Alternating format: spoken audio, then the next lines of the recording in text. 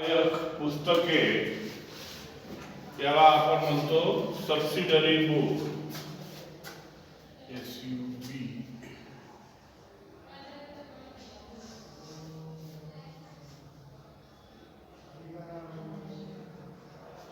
Subsidiary books.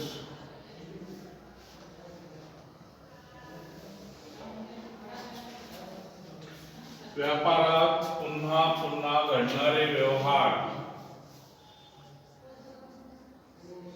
व्यापारात पुन्हा पुन्हा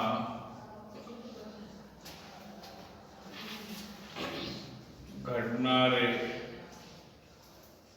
व्यवहार लिहून ठेवण्यासाठी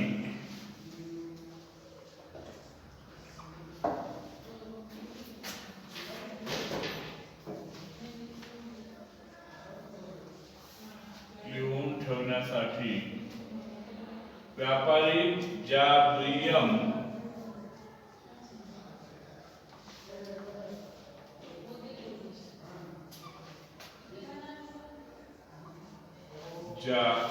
दुय्यम किमतीची व्यवस्था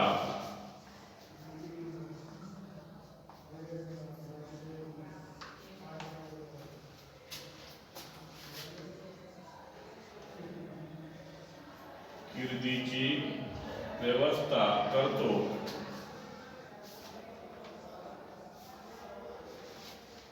त्या दुय्यम किर्दींना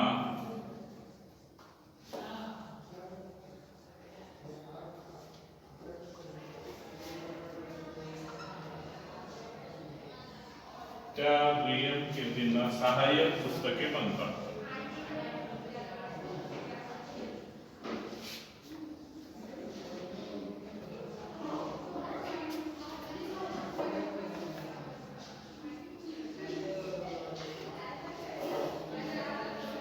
त्या दुय्यम कीर्तींना सहाय्यक पुस्तके असं म्हणतात.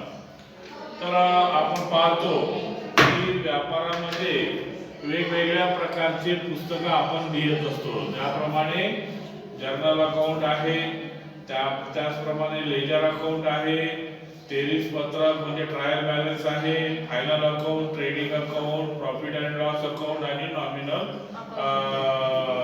अकाउंट वगैरे. तर यामध्ये सहाय्यक पुस्तके सुद्धा काही असतात ज्याला आपण सबसिडरी बुक असे म्हणतो. तर हे जे सहाय्यक पुस्तके जे आहेत त्यामध्ये व्यापारात पुन्हा पुन्हा घडणारे जे व्यवहार आहे, परत परत जेव्हा आपण व्यापार करत असताना जे व्यवहार घडतात ते लिहून ठेवण्यासाठी व्यापारी ज्या दुय्यम किर्दीची व्यवस्था करतो त्या दुय्यम किर्दींना सहाय्यक पुस्तके असे म्हणतात. तर हे जी सहाय्यक पुस्तके आहेत, सहाय्यक पुस्तके म्हणजे रोज किर्दीचे विभाजन करणे होय. सहाय्यक पुस्तके म्हणजे रोज किर्दीचं विभाजन करणं होय. व्यवसायात दररोज असंख्य व्यवहार असतात. या व्यवहाराचे योग्य प्रकारे वर्गीकरण करून त्याचे वेगवेगळे गट पाडून प्रत्येक प्रकारच्या गटाकरता स्वतंत्र रोजकीर्द ठेवणे म्हणजे रोजकिर्दीचे विभाजन करणे होय. व्यापारात सामान्यपणे रोख व्यवहार म्हणजे कॅश आहे ना, कॅश ट्रान्झॅक्शन म्हणजे रोख व्यवहार, उधार खरेदी, क्रेडिट वर परचेस करणे त्याला उधार खरेदी म्हणतो, व विक्रीचे व्यवहार सेल्स ट्रान्झॅक्शन, मालाच्या परतीचे व्यवहार म्हणजे तुम्ही जर गुड्स सेल्स केला असेल आणि तो रिटर्न्स आला असेल म्हणजे परत आला असेल तर त्याला मालाच्या परतीचे व्यवहार असे म्हणतात. त्याच्यानंतर हुंड्यांचे व्यवहार सतत घडत असतात. हुंडी जे आहे त्या हुंड्यांचे व्यवहार सुद्धा सतत घडणे. व्यापारी आपल्या गरजेनुसार आपल्या गरजेनुसार रोजकिर्दीचे विभाजन करून सहाय्यक पुस्तके ठेवीत असतो. व्यापारी जो आहे त्याला आपल्या गरजेनुसार त्याच्या गरजेनुसार जो आहे तो सहाय्यक पुस्तकेचे नोंद ठेवले अशा प्रकारचे व्यवहार तो व्यापारी करत असतो. तर अशा प्रकारे मार्केटमध्ये व्यापारी जो आहे त्याचे जे व्यवहार आहेत ते व्यवहार आपल्या रोज किर्दीमध्ये दररोजच्या किर्दीमध्ये तो नोंद करत असतो. व्यवसायाचा जमा खर्च लिहिण्यासाठी सहाय्यक पुस्तकांची आवश्यकता व महत्त्व काय असते हे काही मुद्द्यांवरून आपल्या लक्षात येईल. नंबर 1, रोज म्हणजे व्यवसायामध्ये जमा खर्च लिहिण्यासाठी सहाय्यक पुस्तकांची का आवश्यकता आहे ते आपण जाणून घेणार आहोत. तर का आवश्यक आहे? नंबर 1, रोजकिर्दीचे अनेक सहाय्यक पुस्तकात विभाजन केल्यामुळे जमा खर्चाच्या कार्यात सुलभता निर्माण होते. रोजकिर्दीचं सहाय्यक पुस्तकामध्ये विभाजन केल्यामुळे काय होते की जमा खर्चाचं जे कार्य असते त्यामध्ये सुलभता निर्माण होते. नंबर 2, एकाच वेळी लेखांकनाच्या विभिन्न पद्धती उपयोगात आणल्या जाऊ शकतात आणि त्यामुळे वेळ, श्रम आणि खर्चात बदल होते. नंबर 3, व्यवहाराचे वर्गीकरण करून जमा खर्चाच्या कार्यात व्यवहार जे काय आहे त्याचं जर वर्गीकरण केलं तर ते वर्गीकरण करून जमा खर्चाच्या कार्यात सुसूत्रता व विश्वासार्हता निर्माण होते. नंबर 4, समान व्यवहारांची नोंद म्हणजे वेगवेगळे जे समान व्यवहार असतात त्यांची नोंद एकाच पुस्तकात एकत्रितरित्या करण्यात येत असल्याने आवश्यक माहिती तत्परतेने उपलब्ध होते आणि त्या माहितीचा भविष्य काळात उपयोग करणे सोपे होते. ती जी माहिती आहे त्या माहितीचा मग भविष्य काळात उपयोग करणे सहज शक्य करता येते किंवा सहज शक्य होते.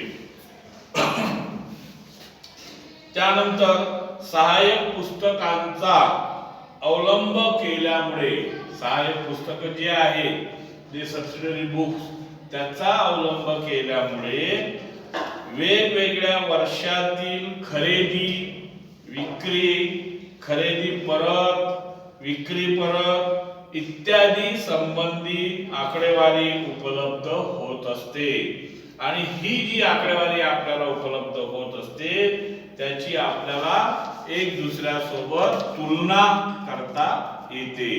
म्हणजे हे जे सबसिडरी बुक्स आहे सहाय्यक पुस्तके याच्यामुळे किती फायदा होतो व्यापाऱ्यांना ते आपण या ठिकाणी पाहतो आहोत. आणि म्हणून या ठिकाणी विक्रय पुस्तक असेल, क्रय पुस्तक असेल, विक्रय प्रत्यय असेल व क्रय प्रत्यय असेल पुस्तक असेल तर या सर्व सहाय्यक पुस्तकांची माहिती आपल्याला वेगवेगळ्या पद्धतीने या ठिकाणी आपण पाहणार आहोत. तर पहिलं जे पुस्तक आहे विक्रय पुस्तक, पहिलं जे पुस्तक आहे विक्रय पुस्तक याला आपण सेल्स बुक असे म्हणतो. विक्रय पुस्तक म्हणजे सेल्स बुक. तर हे जे सेल्स बुक आहे विद्यार्थ्यांनो विक्रय पुस्तकात मालाच्या विक्रय पुस्तकात मालाच्या विक्री संबंधीचे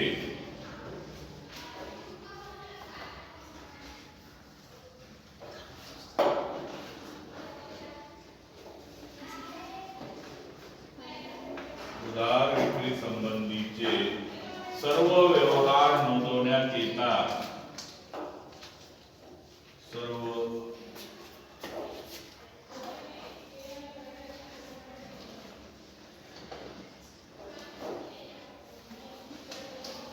नोंदवण्यात येतात.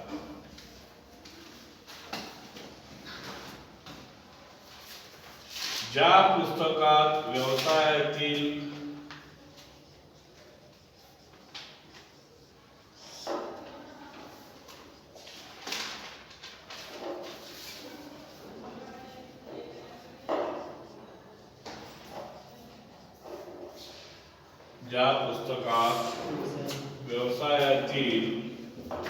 उधार विक्रीचे व्यवहार नोंदवले जातात.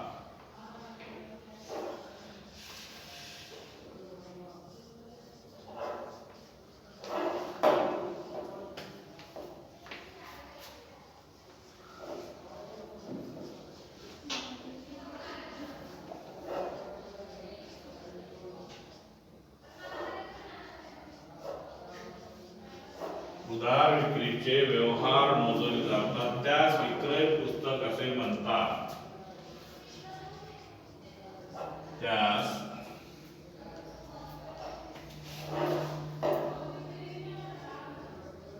विक्रय पुस्तक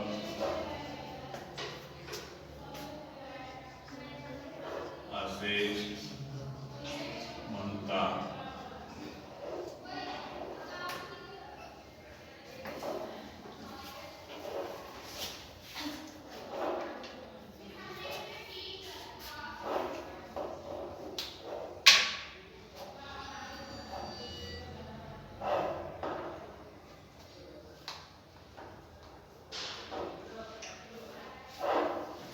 तर बघा, विक्रय पुस्तक म्हणजे काय, त्याला आपण इंग्लिश मध्ये सेल्स बुक असे म्हणतो. तर विक्रय पुस्तकात मालाच्या उधार विक्री संबंधीचे सर्व व्यवहार नोंदवण्यात येतात. विक्रय पुस्तकामध्ये मालाच्या उधार विक्रीचे जेवढे व्यवहार असतील ते सर्व व्यवहार या विक्रय सेल्स बुक्स मध्ये नोंदवण्यात येतात. समजा हे जे सेल्स बुक आहे आणि तुम्ही जे उधार विक्री केलेली आहे, समजा आपला व्यवहार आहे, आपलं ट्रान्झॅक्शन आहे ना, व्यापारातून 5,000 रुपयाचा माल अतुल यांना विक्री केला. आपल्या व्यापारातून किंवा दिनेश ब्रदर यांनी 5,000 रुपयाचा माल अतुल यांना विक्री केला. आता या ट्रान्झॅक्शन मध्ये तुम्हाला कॅश घेतली असं काही दाखवलं का? की दिनेश ब्रदर यांनी 5,000 रुपयाचा माल अतुल यांना नगदी विक्री केला असं आहे का? नाही. फक्त यांनी असं दाखवलेलं आहे की दिनेश ब्रदर्स यांनी 5,000 रुपयाचा माल अतुल यांना विक्री केला. म्हणजे हा व्यवहार जो आहे हा उधारीचा व्यवहार आहे. मग हा जो व्यवहार आहे हा व्यवहार काय ना, अतुलचं account DR to goods account, कारण उधारीवर आहे ना. What goes out from your business goods आहे ना, आणि who is the receiver Atul, कॅशचा व्यवहार नाही. म्हणून या ठिकाणी विक्रय पुस्तक जे आहे सेल्स बुक्स मध्ये सुद्धा त्या व्यवहाराची नोंद होणार आहे. कारण विक्रय पुस्तकात मालाच्या उधार विक्री संबंधीचे सर्व व्यवहार नोंदवण्यात येतात. त्याची जी व्याख्या आहे ती काय म्हणते की ज्या पुस्तकात व्यवसायातील उधार विक्रीचे व्यवहार नोंदवले जातात त्यास विक्रय पुस्तक असे म्हणतात. तर बघा विद्यार्थ्यांनो, की रोख विक्रीचे जे व्यवहार आहे, नगदी विक्रीचे, रोख विक्रीचे जे व्यवहार आहेत आणि जुन्या संपत्तीच्या विक्री संबंधीचे व्यवहार या पुस्तकात नोंदवले जात नाही. परत एकदा लक्षात घ्या, उधारीचे जेवढे व्यवहार आहेत ते या विक्रय पुस्तकामध्ये नोंदवल्या जातात. परंतु नगदी कॅशवर जर माल विक्री केला असेल तर त्याचे व्यवहार याच्यामध्ये घेतात का? नाही. उदाहरण एक सांगतो मी तुम्हाला. तुम्ही माझे कस्टमर आहात आणि तुम्ही माझ्या शॉप वरून किंवा माझ्या बिझनेस वरून दर महिन्याला प्रत्येक महिन्याला 1000 रुपयाचा गुड्स घेऊन जाता, माल घेऊन जाता, किराणा माल नेता. मग तुम्ही माझ्याकडे आले आणि तुम्ही 1000 चा गुड्स खरेदी केला, किराणा माल, आणि मला 1000 रुपये दिले. माझा तुमचा काही संबंध राहिला का? तुम्ही पैसे दिले, मी गुड्स दिला. परंतु एखाद्या महिन्यामध्ये तुम्ही काय केलं, 1000च्या ऐवजी 5000 रुपयाचा माल तुम्ही खरेदी केला, 5500 रुपयाचा. आणि मग मला काय म्हटलं, तुम्ही माझ्या ओळखीचे आहे. मग मी काय, तुम्ही काय म्हणता की हे 1000 रुपये घ्या, 4500 मी थोडे थोडे नंतर देईन. मग आता हा व्यवहार कसा झाला? उधारीचा. आणि मग उधारीचा व्यवहार झाल्यामुळे काय आहे की 4500 तुमच्याकडे राहिलेले आहे की नाही? मग तुमच्या नावानं जर मी 4000, मग हे जे उधारीचे पैसे आहेत तुमच्या नावानं अकाउंट ओपन करेल आणि तिथं लिहिणार की 5500 चा माल खरेदी केला, 1000 रुपये कॅश दिले, 4500 बाकी त्या या तारखेला. कारण उद्याच्याला तुम्ही काय म्हणणार की मी तर 1000 रुपये दिले होते, 1000 रुपयाचा माल घेऊन गेलो आहे की नाही? म्हणून हे कॅशचे जे व्यवहार आहे, नगदी व्यवहार जे आहे, हे लिहिण्याची गरज नाही. परंतु उधारीवर खरेदी विक्री जेव्हा होते तेव्हा ते व्यवहार विक्रय पुस्तक, परचेस बुक, सेल्स बुक याच्यामध्ये नोंद केल्या जाते. आणि किती दिले, किती बाकी आहे, हे सर्व या पुस्तकाच्या नोंदीवरून त्या व्यापाऱ्याला कळत असते. आलं लक्षात? म्हणून रोख व्यवहार जो आहे तो यामध्ये येईल का? नाही. म्हणून विक्रय पुस्तक ठेवल्यामुळे रोख विक्रीचे व्यवहार आणि जुन्या संपत्तीच्या विक्री संबंधीचे व्यवहार या पुस्तकात नोंदवले जात नाही. माल पाठविताना माला संबंधीचे बीजक तयार होते. हे बीजक केल्यास खरेदीदारास पाठवावे लागत असल्यामुळे त्यास जावक म्हणजे निर्गत बीजक असे म्हणतात. या बीजकाची एक प्रत व्यावसायिक आपल्या जवळ ठेवतो व 2 प्रती केल्या क्रेत्यास पाठवतो. या बीजकावरून विक्रय पुस्तक हे लिहिण्यात येते. विक्रय पुस्तक ठेवल्यामुळे, विक्रय पुस्तक म्हणजे सेल्स बुक ठेवल्यामुळे एका विशिष्ट कालावधीतील एकूण उधार विक्रीची राशी समजू शकते. हे पुस्तक ठेवल्यामुळे कोणाला किती तारखेला किती माल दिला, काय दिला, हे आपल्याला याच्यावरून कळू शकते, समजते.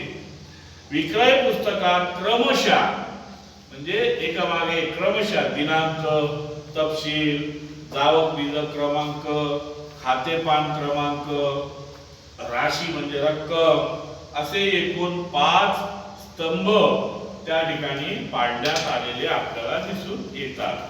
तर त्याचा पुस्तक जे आहे हे विक्रय पुस्तक, ते बघा, अतुल सेल्स बुक म्हणजे विक्रय पुस्तक, त्याला म्हणतो आपण अतुल यांचे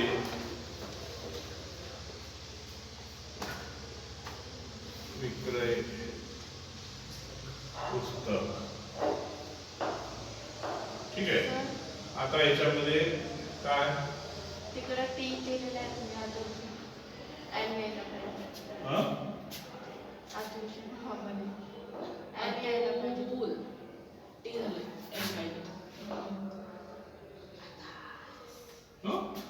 टूल्स. त्याच्यानंतर आता इथे येणार आहे हा दिनांक, हा तपशील, हा गाव बीजक क्रमांक, खाते पान आणि राशी. अशा प्रकारे येणार आहे हा. त्याला आपण डेट, त्याला पर्टिक्युलर,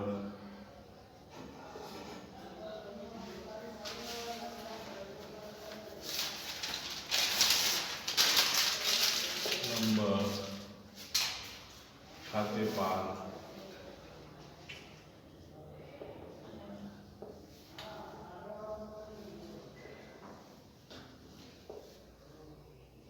आणि रक्कम, अमाऊंट.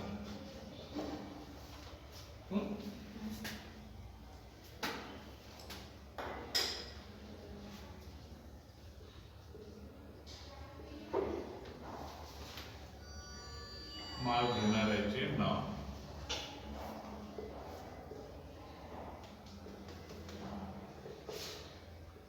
दिनांक,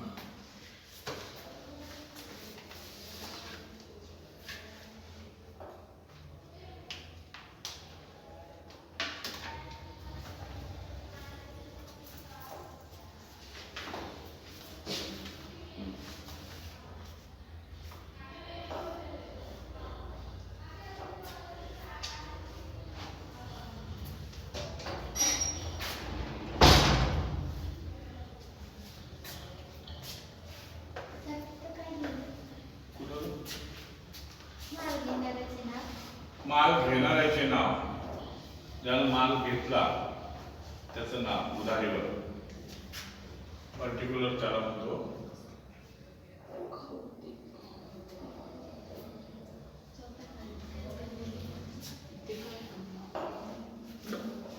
तर बघा हा जो नमुना आहे हा सेल्स बुकचा नमुना आहे. या पद्धतीने आपण सेल्स बुक लिहित असतो. तर अशा प्रकारे हा विक्री पुस्तकाचा जो नमुना आहे ज्याला आपण सेल्स बुक म्हणतो. तर पहिले जो आहे कॉलम हा आहे दिनांक किंवा डेट. त्याच्यानंतर पर्टिक्युलर, ज्या व्यक्तीला आपण मालाची विक्री केलेली आहे त्या व्यक्तीचे नाव आहे ना. त्यानंतर बीजक नंबर, त्याच्यानंतर एलएफ नंबर, खाते पान क्रमांक आणि रक्कम, किती रुपयाचा त्याला माल विक्री केला आहे ना. तर अशा पद्धतीने हे सेल्स बुक लिहिण्यात येत असते. म्हणून या विक्रय पुस्तकात काही व्यवहार नोंदवले जातात आणि ते व्यवहार म्हणजे पहिल्या स्तंभात व्यवहाराचा दिनांक लिहिण्यात येतो. दुसऱ्या स्तंभात ज्या व्यक्तीस किंवा संस्थेस माल विकला असेल त्याचे नाव आणि स्थान लिहिण्यात येते. ऍड्रेस, स्थान म्हणजे ऍड्रेस. तिसऱ्या स्तंभात जावक बीजक क्रमांक लिहिण्यात येतो. चौथ्या स्तंभात संबंधित व्यवहाराचा वैयक्तिक लेखा खतावणी ज्या पानावर नोंदवला असेल त्या पानाचा बीजक क्रमांक लिहिण्यात येतो. आणि पाचव्या स्तंभामध्ये अंतिम शेवटच्या स्तंभात व्यवहाराची जी राशी आणि रक्कम आहे, अमाऊंट आहे, तो त्यामध्ये आपण लिहितो. तर अशा प्रकारे हे जे व्यवहार आहे हे व्यवहार यामध्ये होत असतात. तर यावरून आता आपण काय करणार आहोत, एक व्यवहार आपण एक सेल्स बुकचं उदाहरण आपण या ठिकाणी घेणार आहोत की सेल्स बुक कशा पद्धतीने लिहिण्यात येते. व्यवहारामध्ये समजा एखाद्याला माल आपण विक्री केला तर त्या ठिकाणी सेल्स बुक लिहिताना सेल्स बुक कसे लिहिण्यात येते त्याचं आपण उदाहरण या ठिकाणी बघणार आहोत. तर